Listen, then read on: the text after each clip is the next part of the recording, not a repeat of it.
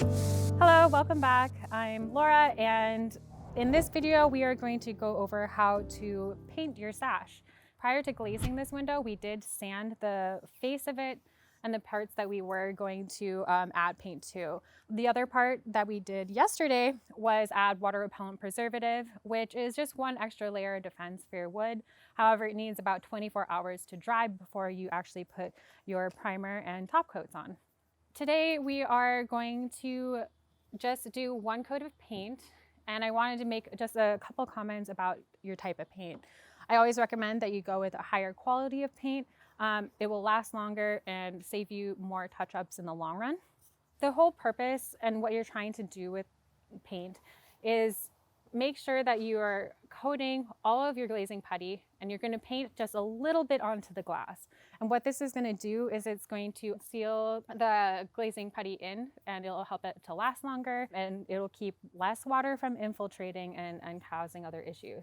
We are working with a lower sash, and so the elements that we will be painting on this sash are these front-facing pieces. And also there's a small edge right along here that we will also be painting.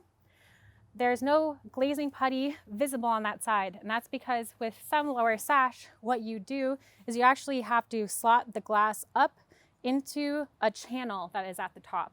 And when you do that, it's going to be just flat against here. And so we're going to paint it and still seal it, but it won't be as obvious as painting onto the glass on these other sides. The reason for that is that with this lower sash, the top of this will be visible from the inside. And so it's going to have the interior finish.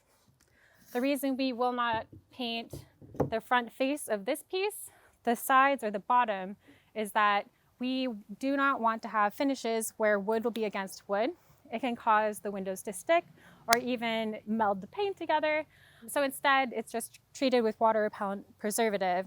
I usually like to use an angle brush, and what I'd usually do is I just get enough, and I like to work on the glazing first. So I've loaded the brush up just a little bit, and what I'm going to do is kind of work along this edge and kind of get kind of this initial coat. Usually after I do the glazing, then I load my paintbrush up with a little bit more paint, and I will brush it out. You kind of do want to acknowledge like which way your grain is going in the wood. And so in this case, I'm not going to just continue going up the side. I'll want to make sure my final stroke is off the end. And so it's following the shape and grain of that side rail of the window. So basically just trying to get a good initial coat here, a good primer coat.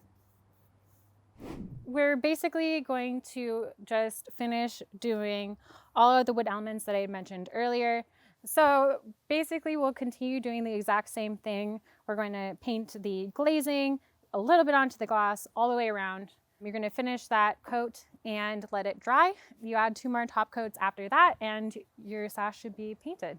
So once you have your sash fully painted, you can spot paint. And I think that's what sometimes homeowners can forget and building owners can forget, is it's those little bits of maintenance that you can do over time that will really save you from having to go through a full restoration process again. So stay tuned. The next video we have will be about epoxy repairs.